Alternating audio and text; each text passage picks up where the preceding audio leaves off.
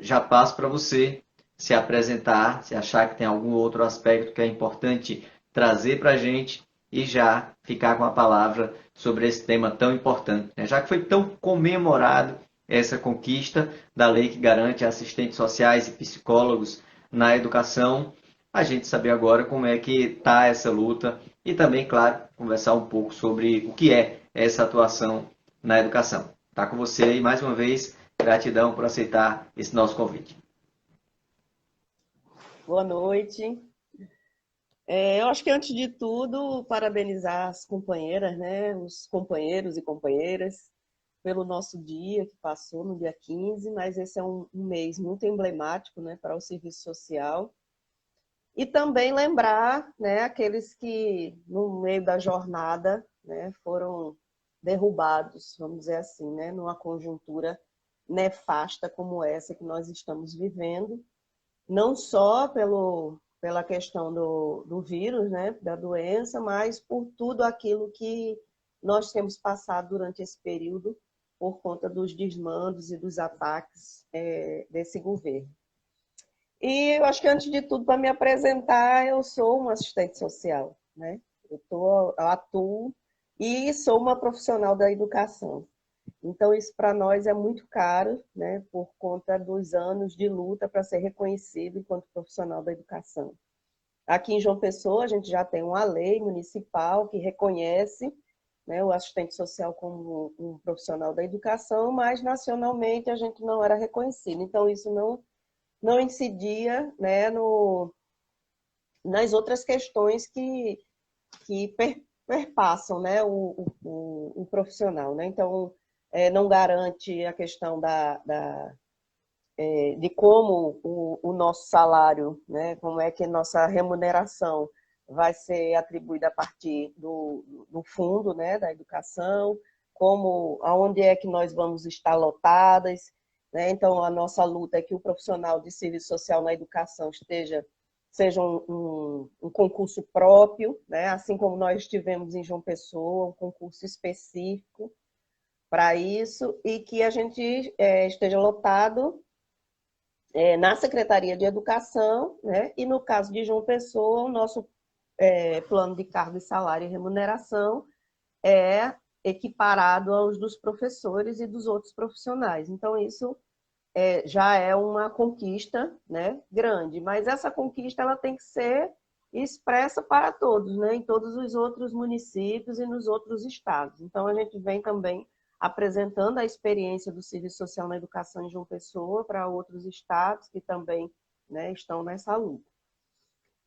E aí a pergunta é se a lei, se agora ela sai do papel, né? Ela sairá do papel, é o que a gente espera, né? Então, a Lei 13.935, de 2019, que reconhece, né, o serviço social na educação, que na realidade é um reconhecimento, porque nós já estamos na educação já há algum tempo, né? E em 2000, a lei não foi aprovada, depois ela retoma. Então, na realidade, nós temos quase 20 anos, né? Quase 2 décadas de luta de reconhecimento da profissão na educação. E qual as perspectivas, né, para esse debate? Então, a partir da aprovação da lei, o Conselho Federal de Serviço Social, assim como o Conselho Federal de Psicologia, a gente tem que lembrar que essa luta não é só nossa, que a lei foi aprovada para os serviços de psicologia e serviço social nas redes públicas de educação básica. Então, é uma luta conjunta do serviço social e da psicologia, para que a gente possa formar, né, as equipes, ingressar nas equipes multiprofissionais nos espaços das escolas. E aí, por que eu estou frisando dos espaços das escolas?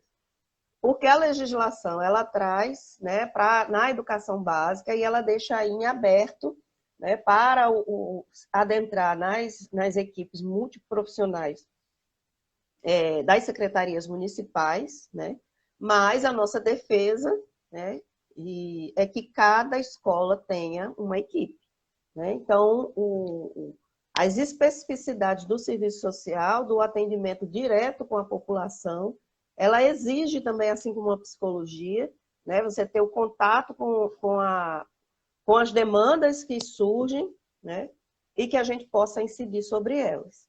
Então, é fundamental que na nossa luta esteja bem pontuado, né, essa questão. E aí, as questões que dificultam esse processo, a gente vai discutindo a partir, né, das demandas que vão surgindo, né? Então, as equipes profissionais, elas são constituídas pelo pedagogo, que é o supervisor, o orientador, o psicólogo e o assistente social, né? A gente não utiliza esse termo psicólogo e assistente social escolar, porque na realidade a gente não tem não é uma especialização, vamos dizer assim, né? A gente atua, né? O serviço social, ele atua, ele é generalista, a sua formação, e a gente atua em diversos espaços, né, socioocupacionais. E aí a educação é um desses espaços, né? Então, a educação básica, a gente compreendendo a educação básica enquanto a educação infantil, né, o Fundamental 1, Fundamental 2 e o ensino médio, né? Então, desde a creche até o ensino médio. Então, esse se configura como educação básica. E nesse processo também a gente pensar qual a concepção de educação que nós temos, né? Então, o serviço social ele tem um projeto ético-político e dentro do que a gente defende em ocupar esses espaços, né, que está acoplado aí a defesa que a gente faz de uma educação libertadora, né, de uma educação crítica, e o acesso e o direito e permanência à educação, né, e todas as questões que permeiam o espaço educacional. Então, a gente sabe que a educação é um projeto, no interior, principalmente, das escolas, é um projeto em disputa, e essas disputas, elas também perpassam pelo nosso trabalho, né? Então, a educação para todos, né, que ainda tem segmentos que acreditam que a qualidade da escola ela só é possível se limitar o acesso à educação, né? E a gente defende o que está lá na LDB, no Estatuto da Criança e do Adolescente e na Constituição, né? Além disso, a permanência na escola com as condições adequadas para que crianças e adolescentes possam frequentar a escola, né? E frequentar, quando eu digo também, nesse momento de pandemia que nós estamos vivenciando. Então, não ter acesso à tecnologia, não ter acesso ao Wi-Fi, enfim, todo esse aparato, né, e as ferramentas necessárias para que as crianças possam acessar, né, e buscar alternativas também para isso. Se não pode acessar e a prefeitura, o Estado, né, a estrutura pública não está garantindo isso, então de que forma que nós podemos pensar as alternativas para que crianças e adolescentes possam acessar os direitos. E aí, como é que nós vamos buscar, né, garantir que esses profissionais adentrem nesses espaços, né? Eu acho que a primeira questão a luta é coletiva, né? Então, eu estou na comissão da lei no Estado, né? É um desafio, porque a gente precisa acoplar outras pessoas, né? Eu também trabalho, então é todo um aparato, né? Que eu espero que até o final do mês a gente consiga colocar a estrutura para poder, nós já temos um número de pessoas interessadas em participar do comitê, a gente vai chamar assim, que na realidade também é a comissão de educação, né? Mas a gente vai engrossar a comissão a partir do comitê, ampliar, né, para que os municípios possam pressionar os seus vereadores e os seus prefeitos para a implantação da lei, né? Então, a lei já com 2 anos, e aí a gente está orientando a partir de uma minuta, né? Nos eventos que o Cefes organizou para a gente pensar e formular a luta, né? Inicialmente, o Cefes orientou uma minuta de lei. Só que depois ele compreendeu-se que, como a lei é uma lei nacional, a gente não tem minuta do Estatuto da Criança e do Adolescente, a gente não tem minuta, né, da LDB. Então, se já é uma lei federal, O que a gente precisa é de os decretos municipais que o prefeito institui, né, e junto com os vereadores, para garantir alocar os recursos e prever, né, dentro do seu quadro, o assistente social e o psicólogo na estrutura da educação. Né? Então, várias pessoas se apresentaram como interessados. Nós fizemos uma outra reunião, mas não pudemos socializar porque tivemos alguns atropelos em relação às invasões, né? Nas reuniões. Então, a gente nunca ia imaginar que uma reunião de assistente social para discutir, e aí nós socializamos e no meio da reunião nós fomos atacadas. Então, a gente vai criar uma outra estrutura para poder chamar os companheiros e as companheiras para poder participar da reunião. Né? E aí todos também disponibilizar esse documento. Então, as possibilidades, elas perpassam pela luta política que a sociedade está enfrentando. A negativa em relação aos concursos públicos, isso é um desafio, uma luta que a gente vai ter que implementar. Né? As possibilidades de se contratar os assistentes sociais, mas essa é uma questão que eu tenho muita dificuldade, porque eu não vou defender contrato de profissional de forma precarizada, o que a gente defende é o concurso público. Né? Então, mas cada município vai buscar suas alternativas. A gente também não vai dizer que não faça, né? Mas precisa, primeiro, que nós não somos um serviço alheio à escola. Né? Nós somos parte da equipe multiprofissional. Então, houve um debate em relação à aprovação do Fundeb quando reconheceu a gente lá. Então, diz, olha, então não é contratar uma ONG ou contratar uma assessoria de um assistente social numa escola. Porque a gente lá dentro já tem as dificuldades, os desafios, você imagina a gente extra. Né? Lembrando que o nosso trabalho é um trabalho político, né? É um trabalho de defesa de direitos. E isso requer um embate, né? Vamos dizer assim, um embate cotidiano nesse processo. Então, não cabe, né, esse trabalho alheio, né, ou à margem da escola. Né? Ela precisa estar dentro dessa dinâmica e do cotidiano da escola. Então, para que a lei saia do papel e para que ela seja implementada realmente, há necessidade da articulação dos profissionais. Né, dos estudantes, daqueles que pretendem que esse espaço ele se amplie.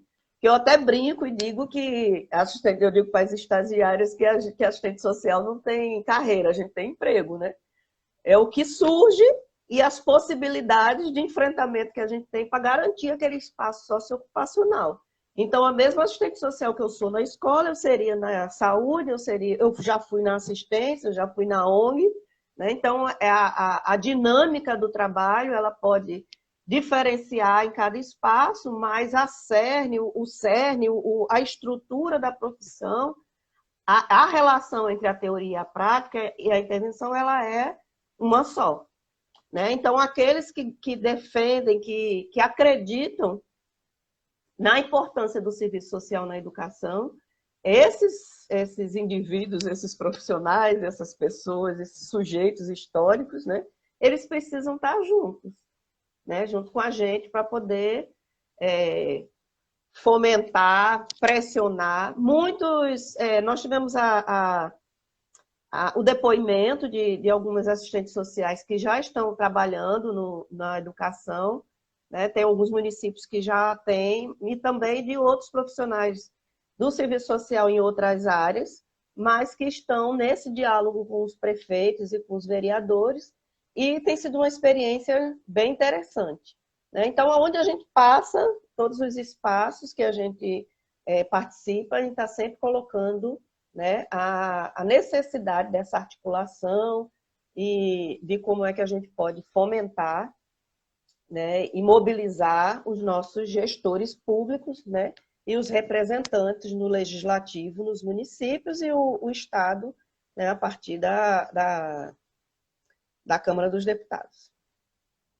É isso, na Assembleia, né, Legislativa, a Câmara Federal, a gente já foi. É isso. Então, vamos lá. Tem uma turma aí já presente com a gente. Se quiserem fazer alguma pergunta, é só mandar aqui que eu faço a leitura. Enquanto isso, vou ler alguns comentários que já fizeram aqui, Cris, com algumas saudações. Como eu dizia para Claudinha no debate de sábado, essas saudações e essa chegada junto em tempos de distanciamento, elas também são muito positivas e muito bem-vindas para a gente se sentir também acolhidos e acolhidas e parte dessa construção coletiva. A Flávia Dantas, companheira que já temos dividir aí gestões de conselho juntos, ela diz boa noite, povo lindo. Valdineri diz Tássio e Cristina, grandes profissionais que tanto fortalecem nossa luta diária, além de inspirar e motivar. E a gente diz o mesmo, Val, por essa caminhada coletiva com você. Companheira Adriana, lembrando que tanto a Adriana como o Valdineri também são do Serviço Social na Educação, inclusive a Adriana hoje na gestão do nosso CRES, ela dá os parabéns pela iniciativa e ressalta a Comissão de Educação do CRES-PB presente. A professora Gracinha, que foi uma das nossas debatedoras e assistiu e acompanhou todas as discussões que nós fizemos aqui, ela dá parabéns pela fala, Cris. E aqui assim, é Gracinha, Claudinha, Cris, todo mundo bem próximo nessa discussão. E outros dando boa noite aqui pra gente. A Áurea é uma dessas pessoas que está acompanhando aqui, sempre próximo das discussões que a gente tem feito no serviço social, os amigos em comuns. E deixa eu dar uma lida aqui, o que Luciana Lucena. Nenhum de nós é tão importante quanto nós juntos. Exatamente, Luciana, concordo plenamente. Miriam coloca, boa noite, vocês são inspiração. Gratidão, Miriam, aí, pela presença e por essa divisão conosco aqui nesse momento de hoje. Cris, para as pessoas entenderem também um pouco desse nosso lugar, né? Você traz que, enquanto profissional generalista, né, enquanto expressões da questão social, a gente seria tanto assistente social como na saúde ou na educação, ou onde eu estou, no Ministério Público da Paraíba. Mas tem algumas características aí que talvez foi o que me fez distanciar um pouco da saúde, por exemplo, onde fiz meu estágio e eu sentia aquele envolvimento muito na emergência, né? Além de eu ser muito mole para alguns aspectos de saúde e dessa emergência. E isso me distanciou um pouco da saúde. Na educação, eu tenho a impressão, nunca vivi de dentro esse espaço de trabalho, mas que ela também nos coloca em uma certa emergência pelas demandas que tem não só na comunidade, mas dentro da escola. E imaginava eu que lá eu iria ter uma briga constante, né, no bom sentido da coisa, com os colegas de trabalho, com a comunidade escolar, de uma forma muito regular, diferente lá do meu trabalho, onde essa disputa ela está muito para fora nas fiscalizações que eu faço, nos espaços que eu tenho ido, não internamente, além das questões corporativas de servidor, claro. Então, você falasse para a gente, vi que para mim tá dando uma, tá como se tivesse travado aqui eita, caiu, Cristina. Vamos esperar aqui a companheira retomar. Deixa eu ver se ela está aqui ou se ela caiu completamente. De licença para vocês para ir aqui no zap dela, tá? Deixei pronto. Tá aqui, voltou.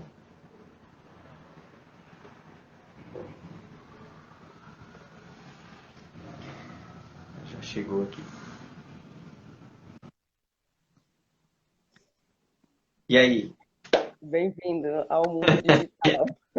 Você imagina essa turma da educação, né, nas comunidades com Sim. ensino precário, quando tem para estar nesse ensino remoto. Mas eu dizia aqui, Cris, eu não sei até se você conseguiu ouvir, dessas diferenças nos espaços, que eu não me via nem na saúde pela emergência, nem na educação por outro aspecto dessa emergência e daquela briga que eu imagino que ia ser quase cotidiana com pessoas que se repetem ali no cotidiano de trabalho. Diferente no Ministério Público, por exemplo, onde a minha disputa social, ela está muito fora. Nos espaços de fiscalização, um atendimento e outro, não gera esse conflito direto por conta do meu trabalho. Os conflitos são outros, da questão de servidor, das disputas organizativas. Então, apesar de ter essa unidade, eu queria que você colocasse um pouco, para quem está com a gente aqui, tem outros colegas assistentes sociais que não são da educação, chegou mais que é da educação, Pera Rita Larena, que está aqui dando boa noite e demorou, mas chegou. Saudações, camaradas. Então, para você dizer um pouco para essas pessoas que não são da educação, às vezes alguns aqui nem do serviço social, o que é esse espaço socioocupacional? Assim, quais são os principais entraves, principais construções, diálogos, onde você atua? Por incrível que pareça, não é repetitivo, sabe? A gente tem desafios cotidianos e novos, e inclusive as pessoas. É impressionante, porque eu não sou uma pessoa dada ao tédio e nem gosto de ações repetitivas, mas a gente está sempre, a dinâmica, ela é muito grande no espaço escolar, né? Então, primeiro, a gente tem aquela relação com os professores, né, que é quem conduz a política, né? A gente tem que entender isso. O professor é quem está, assim como o aluno é o objeto, tá, direto, né? O aluno é o nosso objeto de trabalho lá, mas o professor é ele quem conduz, né? E aí a outra, o corpo, né, vamos dizer assim, da escola e da comunidade. Porque esse profissional é importante que a gente se relacione com a rede de serviços. A gente precisa mapear, precisa compreender como é que a rede do bairro, né, do território, né, bonitinho, não bonitinho, do território, como é que ele funciona, né, para que a gente possa também realizar os encaminhamentos. Eu acho que o maior desafio, e muitos deles a gente já conseguiu superar, que é a compreensão dos instrumentos normativos de direito, né, para que a escola compreender e incorporar, principalmente o Estatuto da Criança e do Adolescente. E isso eu acho que a gente já deu a caminhada, pelo menos mais de 50% da caminhada já foi dada, né? Então, muitas questões já foram compreendidas e a gente não gasta mais energia com isso, né? Agora, outros desafios são questões cotidianas. Eu acho que, principalmente, é reconhecer que nós somos um profissional em construção daquela política. Então, como nós não somos da pedagogia, da licenciatura, às vezes a sensação que eu tenho é de que a gente deve se calar, né? Mas a gente também precisa conhecer não só a política, mas incorporar todo esse debate. A gente precisa conhecer de forma técnica, né, como é que os meandros da educação, né? Porque eu digo que o professor ele tem uma vida própria, ele tem um mundo próprio. A pedagogia ela tem um mundo próprio. E nós temos uma percepção dessa realidade muito diferente desses outros profissionais, né? Então, como conseguir conciliar, né, garantia de direitos sem a percepção de negar direito de outros? Porque eu sempre digo aos professores, quando a gente fala em direitos humanos, não se retira direito de um para garantir o direito do outro, né? Então, a gente precisa garantir direitos humanos de crianças e adolescentes, garantir também os direitos dos trabalhadores, o respeito ao profissional, né? Mas lembrar que criança e adolescente é prioridade absoluta e que nós é que somos os adultos, né? Então, quem dá o direcionamento, né, nesse processo somos nós. Então, a gente precisa compreender esse processo de desenvolvimento. Enfim, então essa dinâmica da escola, ela perpassa muito por isso, nessas relações de poder, né, nesse diálogo com as famílias, compreender o cotidiano das famílias. Quando eu até coloco, quando diz, olha, precisa conversar com as famílias, precisa fazer uma visita, precisa isso, precisa aquilo. O profissional ele tem que ter percepção e autonomia para perceber se naquele momento é para conversar com a família, se naquele momento quem decide se vai fazer uma visita, se é necessário fazer uma visita ou não, qual o instrumento, de que forma, qual a metodologia que nós vamos adotar para poder chegar perto dessa família, dessa criança, desse adolescente. Então, quem vai dizer somos nós. Profissão que tenha, que receba tanto pitaco quanto a gente, mas mais não. É impressionante. É impressionante. Como eu sou muito atrevida, eu digo que não fiz concurso para o IBGE. Com todo respeito, porque o IBGE é uma função importantíssima, mas vai de casa em casa para buscar as informações. Não é esse o objetivo do serviço social. O objetivo do serviço social na nossa visita é outro. Tem outras concepções. Aí, além disso, é a questão do sigilo, do espaço de trabalho, que nós não temos, um espaço privado para poder atender nem o serviço social e nem a psicologia, para poder garantir o sigilo profissional. Enfim, uma série de desafios que nós temos todos os dias. Boa, reflexão importante aí na nossa categoria, para quem não nos conhece tão de pertinho. A Luciana Lucena, ela acrescenta aqui. Os assistentes sociais da assistência da prefeitura hoje absorvem demanda também da educação. Hoje na busca ativa dos alunos na rede, justamente por não existirem no quadro das escolas serviço social escolar. Aí o Val coloca aqui para a gente. A inserção, ampliação e serviço social do serviço social e psicologia na educação básica dependem em muito da participação política dos profissionais e estudantes. Eliane diz, Cristina, uma excelente profissional. A Graça Nascimento. Manda ver, Cris. A Adriana vem aqui seguindo também na contribuição do debate, diz que a escola se coloca nesse contexto como porta de entrada de inúmeras expressões da questão social. O desafio é buscarmos fazer a transversalidade com o currículo e materializar o PEP. Aí algumas vêm concordando. Você, Luciana, continua. Na pandemia não há evasão, e sim exclusão digital. Isso mesmo, muitos direitos a serem garantidos e alguns até resgatados, não é? O serviço social está para destruir estereótipos, tabus e preconceitos.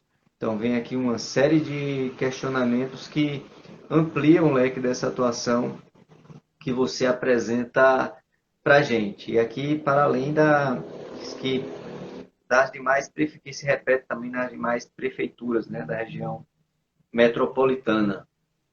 Então, é bem amplo esse nosso enfrentamento nessas expressões da questão social e diálogo com as outras políticas. Como está isso hoje, Cris? Você disse que já está pacificado essa relação com os outros espaços, mas como é que funciona essa construção mais no cotidiano da escola, com as outras políticas públicas, né? Então, como o trabalho em rede sempre foi o meu foco, né? Eu vim de ONG, das ONGs, do trabalho de movimento de criança e adolescente, e o objeto das minhas pesquisas é o sistema de garantia de direito. Então, eu já entrei na prefeitura achando que ia abalar, né? Mas não se caracterizou ainda, né, a forma e a estrutura como eu imaginava que poderia acontecer. Né? Então, o trabalho em rede, os territórios, eles têm conseguido, a partir da discussão de garantia de direito de criança e adolescente, discutir essa ação em rede, né? Algumas ações em rede. Porém, as outras políticas ainda não incorporou a educação, a sua função social da educação. Ela não compreende ainda a escola como um espaço de política pública que recebe toda uma demanda e que é essa porta de entrada. Eu acho que essa ligação ainda falta, então a gente ainda não consegue. Para dar um exemplo, é o balcão de direitos, né? Então, aquela política da assistência aonde a população vai buscar alguma questão emergencial, né? Então, anteriormente, quando a gente identificava alguma questão de gravidade na família, ou de auxílio aluguel, uma cesta básica, alguma questão dessa natureza, a gente fazia a visita, fazia um relatório e encaminhava para o balcão de direito. E o profissional de lá reconhecia o nosso encaminhamento e acolhia. Inclusive, tinha, na época, bairros e territórios que não tinham CRAS. Né? Então, a gente também fazia esses encaminhamentos como forma, né, de intersetorialidade, né, de um trabalho articulado. E aí, um belo dia, não. O nosso encaminhamento, ele não garante. Né? Então, vai para o CRAS, aí a família tem que agendar no CRAS, esperar mais não sei quantos dias, porque tem uma demanda grande. O CRAS faz a visita, quer dizer, não reconhece a nossa ação, a nossa intervenção, porque é de uma outra política, mas é o mesmo profissional, nesse processo. Né? Então, isso eu acho que ainda é um desafio, né? Ainda grande, para que a gente possa dialogar. E esse espaço de diálogo com a assistência social ainda é muito pequena. Né? Então, quando eu trabalhava numa escola integral, alguns alunos que eram na época, o PET, né, e também era da escola. Como isso é possível? Né? Como é que nós vamos fazer essa articulação? Porque ele pode estar no PET, pode estar na escola, mas como é que a gente vai dialogar se a jornada ampliada dele é aqui na escola, não é mais nesse espaço? Né? Como é que essa costura, e demorou muito para que a gente pudesse fazer essa costura, inclusive de alcançar os alunos da comunidade para poder estar na escola. Ele não precisa estar lá naquele serviço, ele pode ser acompanhado por aquele serviço e estar na escola, no espaço, no outro momento da educação. Né? Eu posso estar falando a maior bobagem do mundo, mas é a construção que a gente tem feito, né, ao longo dos anos, que é o que a gente acredita. Com a pandemia, né, quando fala da exclusão, na pandemia, a busca ativa, né? Então, quem criou a exclusão não foi a família e a escola, e a criança ou adolescente. Essa que é a questão principal no meu entendimento. Parece que a criança ou o adolescente não está na escola porque não quer, e às vezes é porque não está se adaptando a esse processo. Né? Como se ela tivesse se excluído disso. A família não prioriza. Tem um celular para todo mundo. Né? A gente teve um acompanhamento assim, dramático de uma família nessa situação, que eu digo, até eu, se estivesse nessa situação, eu não ia ensinar tarefa para menino numa situação dessa. Né? Onde a mãe é sozinha, onde ela tem vários filhos, onde ela tem que acompanhar e trabalhar, botar o sustento dentro de casa, enfim. Então, a busca ativa, ela tem que considerar que quem está excluindo essa criança e esse adolescente é a estrutura do poder público. Não é a família, nem a criança e o adolescente, nem a escola. Né? Mas as condições que a escola exige e que não tem como oferecer, né, para esse usuário. Acho a questão fundamental. Importante esse relato que você traz, Cris, porque dá para a gente perceber que tem um amadurecimento importante nessa política de educação com a presença das assistentes sociais aqui na capital. Sim. Digo isso porque eu tive trabalhando já na política de assistência social e eu sentia que parte dessa ruptura entre uma política pública e outra, ela se dava não pela falta de relação entre os profissionais, mas pela divisão da política, ou melhor dizendo, da politicagem entre os gestores. Esse é meu, esse é seu. Não entra no meu espaço aqui. Né? Então, bem complicado essa questão. O Laírton, ele é psicólogo, é professor em curso de psicologia, ele está aqui com a gente. Ele reforça que psicologia e serviço social na educação, sim, precisamos formar seres humanos. A revolução só pode vir na educação. Então, um outro aspecto, e esse eu gostaria de você trouxesse um pouco mais para a gente também, é sobre esse aspecto mais coletivo dessa construção, né? Não é porque está na lei que a gente tem necessariamente ele garantido. E eu lembro que Uhum. quando nós estávamos na mesma gestão do Conselho Regional de Serviço Social, aqui na Paraíba, tinha a legislação municipal que Uhum. já é uma demanda antiga da categoria para sua alteração. E aí eu queria saber a quantas andam, se já foi feita essa alteração e se não, Uhum. já temos uma minuta para discutir em termos de parlamento ou de projeto de iniciativa popular, que eu acho que a nossa categoria tem tamanho e força para algo desse tipo. A gente só não teve ainda vamos dizer assim, as condições objetivas, né? Mas ela já está pensada na reunião que nós tivemos, a última reunião da comissão, a reunião ampliada da comissão, foi colocado isso, e é importante para também a gente não dar margem pelas questões equivocadas que tem na lei, para a gente também ela não se reproduza pelos municípios afora, né? Então é importante que a gente faça esse debate. Eu acredito que nós não vamos ter muito problema, até porque a gente pode dialogar eu espero, né?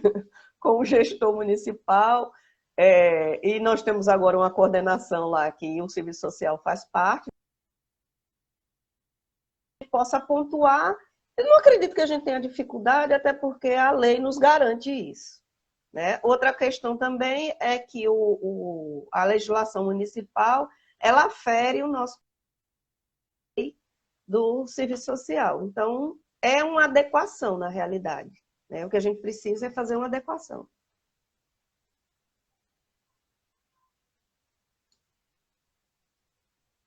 A lei municipal, ela fere o nosso, aí deu uma travadinha no seu. O Repete. nosso código de ética e a lei que regulamenta a profissão.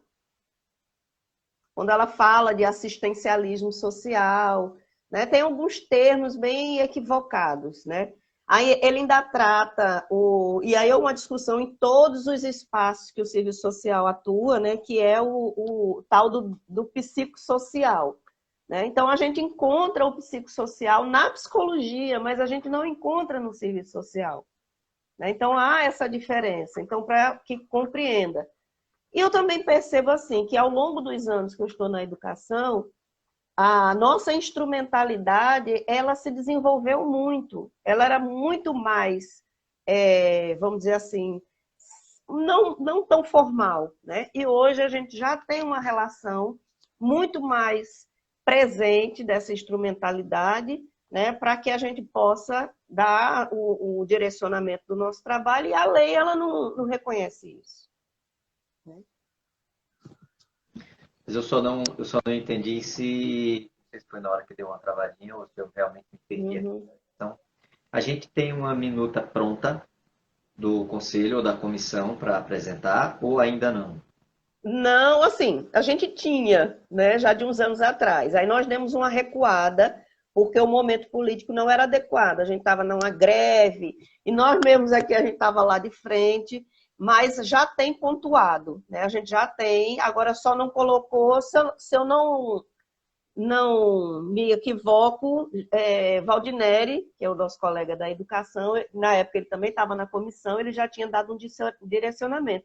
Mas, de toda forma, isso já tem algum tempo, a gente vai precisar retomar para elaborar essa minuta. Maravilha, penso que retoma é um momento muito importante quando você traz aí Sim. esse comitê que amplia a intervenção do conselho, Uhum. essa categoria como um todo, junto com outros gestores, né, municipais e estadual. Penso que essa é uma muito positiva articulação. Se a gente consegue fazer isso de forma conjunta, a gente leva já um outro aspecto que é essa lei pronta para as outras cidades.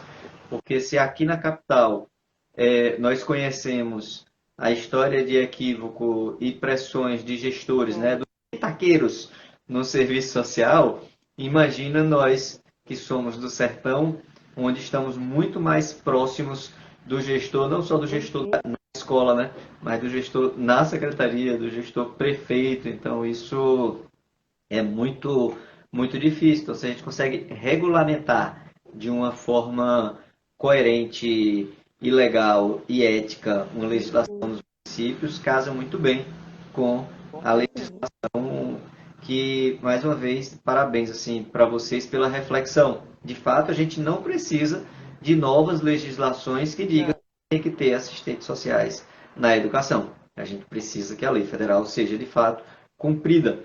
Mas essa lei municipal que regulamente essa nossa, nem regulamento, que a gente já tem a nossa lei de regulamentação da profissão, Uhum. mas que traga esses outros aspectos necessários na educação, talvez ajude para livrar a nossa categoria de outras pressões que historicamente existem, não só com o serviço social. Quem está vendo a gente, se quiser participar do comitê, da comissão, como está funcionando essa articulação dentro da categoria? Então, a gente estava fazendo umas chamadas públicas, né, com link, mas então nós vamos fazer uma chamada pública para a galera participar, né? Só que com a inscrição, né? Para que a gente possa organizar. Então nós já temos alguns e-mails, pessoas que se colocaram à disposição para contribuir. Então nós vamos fazer o contato a partir de WhatsApp, e por e-mail, né?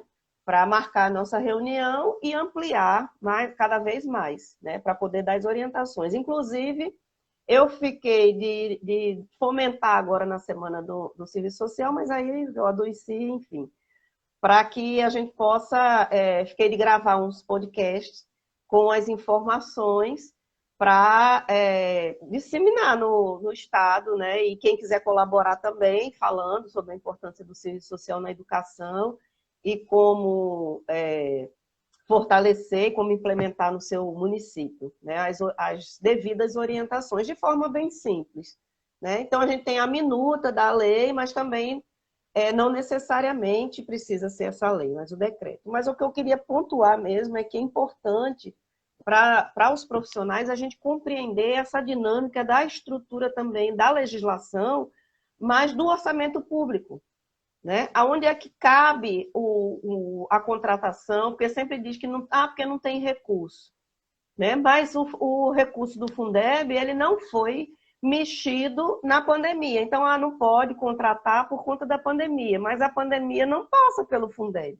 A pandemia, o recurso da educação não deveria passar por ele, né? Lógico que a gente sabe que teve cortes na educação, mas por questões mais de ordem política e de entendimento da educação nesse país do que por conta da pandemia, né? Então, a gente compreender esse processo, que isso também cabe a nós, né? Saber como é que funciona o orçamento público, até quando a gente pode prever, porque aí tem as datas, né, para as leis orçamentárias, enfim. Isso era um debate que eu já estava afastado há algum tempo, né, mas que agora eu vou retomar para que a gente possa ampliar essa discussão do orçamento público municipal e estadual. Bom, e essa importante relação entre psicologia e serviço social na luta nacional para conquistar a lei. Como está aqui na Paraíba? Está acontecendo essa articulação ou ainda vai ser uma iniciativa para continuar ou retomar? Qual o grau que está dessa relação entre psicólogos e assistentes sociais enquanto categoria? Tem uma articulação, sim, onde alguns representantes, como Alcilene e Adriana, elas já participaram de reuniões, porque eu entrei na comissão depois, né? Mas elas já participaram e a gente já tem já está pensando, né, uma série de ações conjuntas que a gente precisa só afirmar com eles, tanto com a psicologia nos convidando, como a gente chamando a psicologia. E aí nós vamos fazer a proposta, né, fazer um evento conjunto, né, para a gente poder discutir essas questões e até o final do ano a gente ter uma agenda de debate, inclusive pensando na possibilidade de formação, né, num direcionamento mais formativo também. Porque o serviço social na educação, ela é recente no currículo da federal, né? E nem todas as universidades contam, e faculdades, né, contam com essa disciplina, E aí a gente quer abrir um leque de debate, não só no serviço social, mas na psicologia também. E assim, eu posso dizer que agora na pandemia, a psicologia é fundamental no espaço escolar, mas nesse momento a gente fica muito mais explícito como é importante esse profissional no espaço escolar, na escuta, na orientação, nos encaminhamentos, né? De desvelar também algumas questões que outros profissionais não compreendem e também não têm obrigação de compreender, né? Mas de dar o suporte técnico de como é que é esse processo, como é que ele se dá. É isso. Bacana, Cris. Debate bem esclarecedor aqui para muitos de nós. Estou, inclusive, dando uma ampliada no leque de comunicação na minha militância com o portal, com o podcast Somos Poesias e Debates e com outros companheiros e companheiras ajustando um estatuto para regularizar uma organização social. E um dos elementos que pretendo levar no que diz respeito a nós no serviço social são, melhor dizendo, esses projetos de lei de iniciativa popular.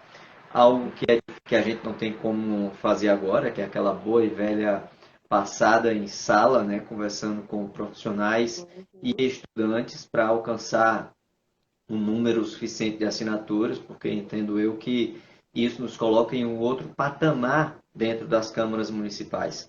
Porque você sai de uma articulação pontual com um ou outro parlamentar e chega para a construção com todo um aparato coletivo de assinaturas e indicações direto da população, né? E aí tem estudantes, familiares, professores, familiares, nossa categoria. Então, eu quero poder ajudar nesse processo de construção. Claro que em termos de conteúdo e cotidiano no serviço social na educação, não é a minha praia, né? Não é onde eu tenho um aprofundamento maior. Mas no quesito articulação e construção com esses diferentes setores, onde eu tenho certeza que nós, assistentes sociais que lá estamos, podemos e vamos contribuir também nessa construção, tá?